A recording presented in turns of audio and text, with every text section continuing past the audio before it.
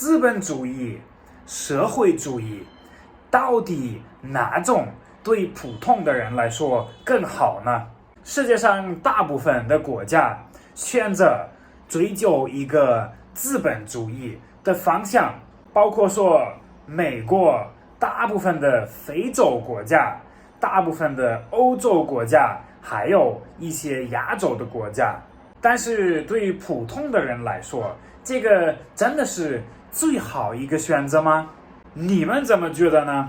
你们在评论区里面跟我分享一下。如果你们第一次看到我的视频，我是马 K， 我在成都。中国包括说越南，还有老挝，还有古巴，都是选择一个社会主义的方向。这两个方向有哪一些区别呢？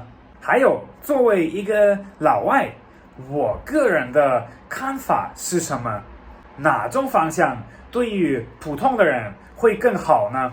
来嘛，我的朋友们，我给你们对比一下。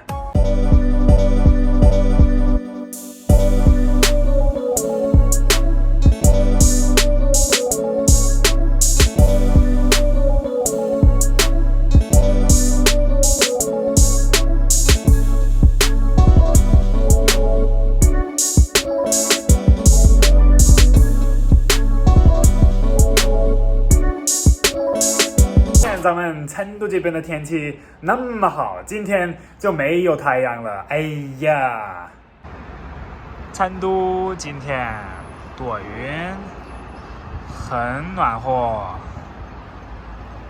不过没关系，今天马 K 也挺忙的。我现在准备出去散一会儿步，待会儿中午吃个饭，然后下午再去上班。但是我的朋友们，直接开始谈今天的这个话题，我觉得它很有意思。首先呢，我想说一下什么是社会主义。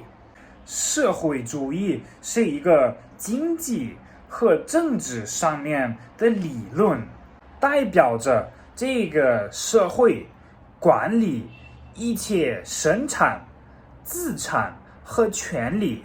也就是说，我的朋友们，一个社会主义的地方的国家里面，就是说所有的人都拥有这个地方的一切东西，都可以一起来管理。那么再来说一下资本主义是什么东西。资本主义是一个经济和政治上面的系统，代表着这个地方或者这个国家里面的一切贸易和工业并不是被政府管理，而是被一些私人的实体管理。资本主义最重要的一个目标就是利润。简单的说的话，就是一个国家或者一个地方里面所有的资产、所有的东西被一些私人的实体来被管理的。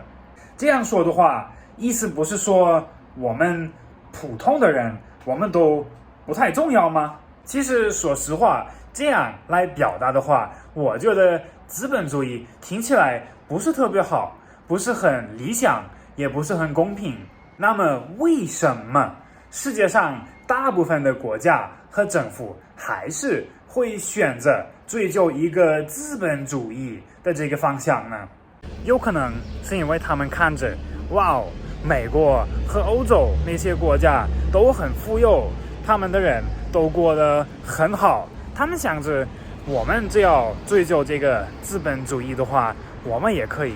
但是我的朋友们，哪有这么简单？你们看，也有非常多资本主义国家也过得不怎么样，然后也有很多社会主义国家过得非常好。一个非常好的地方就是中国。首先呢，为了更好了解一下中国这边的一些原则和方向，我带你们来看一个地方，它离我家特别近，就在对面。这边墙上画了一些花，这边有工业、农业，大家都一起合作，文明。这个让你互相多礼让。然后这边还有一些非常快乐的一些工作人员。这个地方本来是一个社区，一个小的公园，然后这边就搞了一些让你更文化、更礼貌的一些东西，然后教你怎么做到社会主义的这些原则。这边看一下，第一个友善、爱国、诚信，下一个是敬业、法治、自由、平等、公正、文明、和谐、民主、富强。原来这个地方是我们成华区社会主义核心价值观主题广场。可以。那我发现我今天来到这个地方真的很合适做今天的这个话题。我的朋友们，刚才 Marky 看了一下，听了一下，说实话我觉得听起来挺好的呀，难道有什么不好的吗？自由、友善、平等，难道这些不好吗？我觉得挺好的呀。那么当然，资本主义国家也是希望能够做到这几个点，但是这个不是关键，但是它不是最重要的，最重要的还是资本和利润，然后这些价值观才是第二甚至第三重要的事情。那么现在到一个最关键的一个问题的一个话题了，我的朋友们，到底哪一种对于普通的人来说更好呢？我觉得这个问题不是很好回答，因为单独拿出来一个方向是非常困难的。单独来拿出来的话，我觉得社会主义肯定是要好一些，因为对普通的人来说是更公平一些，更理想一些。